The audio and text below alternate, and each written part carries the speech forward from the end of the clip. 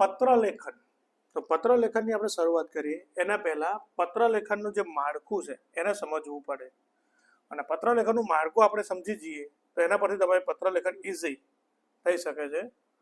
તો સૌપ્રથમ આપણે શીખીએ પત્ર લેખનનું માળખું. તો એના પહેલા જે પત્ર છે એ પત્ર બે પ્રકારના આવે. એક આવે ઔપચારિક પત્ર અને બીજો આવે અનૌપચારિક. તો ઔપચારિક પત્ર કોને કહેવાય?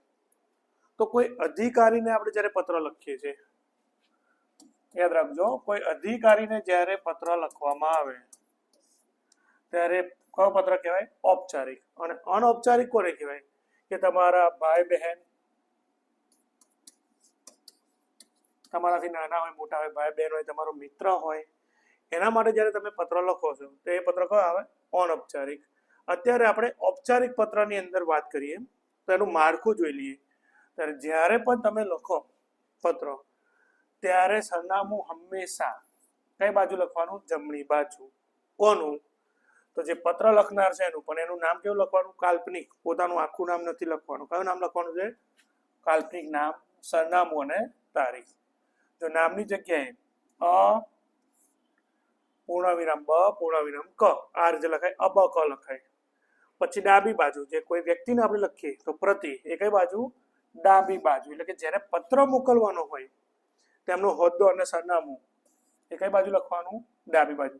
એટલે જમણી બાજુ આ સાઈડ શું આવે? જે પત્ર લખે છે એનું નામ, એનું સરનામું અને આવે તારીખ. આ યાદ રાખવાનું છે. ડાબી બાજુ જે અધિકારીને પત્ર લખો છો, અધિકારીનું હોદ્દો, એનું સરનામું, આ રીતે લખાય. આ પેલા ફોર્મેટ આપણને આવડે એટલે આપણે પત્ર લખી શકીએ. પછી તમે જે વિષય પર પત્ર લખો છો એ પત્ર શેના વિશે છે? એક જ લીટીમાં. એટલે અહીંયા આગળ તમારે વિષય જે આપ્યો હોય એક લીટીમાં શું કરવાનો છે? પૂર્ણ કરવાનો. પછી સંબોધન, એટલે તમે જે સંબોધન આપો કે આદરણીય સાહેબ શ્રી, માનીય મહોદય, અહીંયા આગળ ટૂંકમાં લખું છું આદરણીય સાહેબ શ્રી, તો એ કઈ બાજુ લખાય? ડાબી બાજુ. બરાબર. હવે જે પત્રની અંદર આપણી જે મુખ્ય વિષય વસ્તુ છે કે જેના વિશે આપણે જણાવવાનું છે, અને કેટલા ફકરામાં વહેંચવાનું છે? 3 ફકરામાં વહેંચવું. પહેલો ફકરો, બીજો ફકરો અને ત્રીજો ફકરો. પ્રથમ ફકરામાં શું ટોપિક હોવો જોઈએ? તો પ્રથમ ફકરાની અંદર તમારે જે પત્ર લખવાનો ઉદ્દેશ્ય છે એ હોવું જોઈએ. બીજો ફકરો, તો બીજા ફકરામાં એનાથી શું સમસ્યા થાય છે એ વિષયની તમારે ચર્ચા કરવાની. અને ત્રીજા ફકરામાં સકારાત્મક અપેક્ષા અથવા વિનંતી, એટલે કે વિનંતી દર્શાવવાની, અથવા એમની સાથે સામેથી અપેક્ષા આપણે રાખીએ છીએ એના વિશે દર્શાવવાનું. અને છેલ્લે છે આપણું સમાપન. એ કઈ બાજુ આવે? ડાબી બાજુ. આ સાઈડ આવશે સમાપન. એની અંદર પાર્શ, લિખિતન, બરાબર. તમે જમણી બાજુ લખી શકો આપણો વિશ્વાસો, અને નીચે જે નામ લખીએ ઉપર અબ ક, એ જ નામ કઈ હોવું જોઈએ? નીચે હોવું જોઈએ. તો આ રીતે આપણે પત્ર લેખનનું માળખું તૈયાર કરીને પત્ર લખીએ. હવે આપણે એક ઉદાહરણ રૂપી એક પત્ર આપણે સોલ્વ કરીએ. તો અહીંયા આગળ તમને પત્ર આપ્યો છે.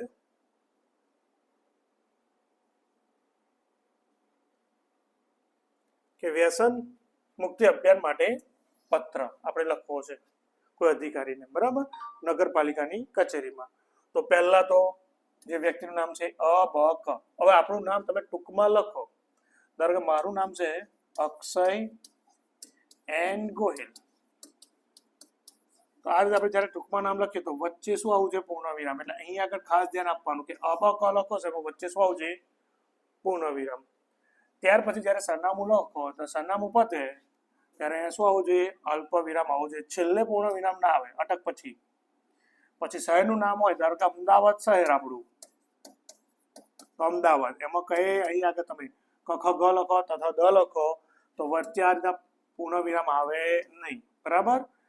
ત્યારે ગામ પતે ત્યારે. અને પછી તારીખ, તારીખ જે હોય આ રીતે તમે લખી શકો છો તારીખ, બરાબર. એટલે આ રીતે તમે શરૂઆત કરી શકો છો. કઈ બાજુ લખવાનું છે?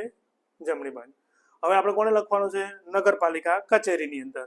તો એમાં પહેલું આવ્યું પ્રતિ, અલ્પવિરામ, મુખ્ય અધિકારી શ્રી, અલ્પવિરામ, પછી નગરપાલિકા કચેરી અને વડોદરા, બરાબર. તમને આપેલું હોય કે વડોદરા, તો વડોદરા લખવાનું.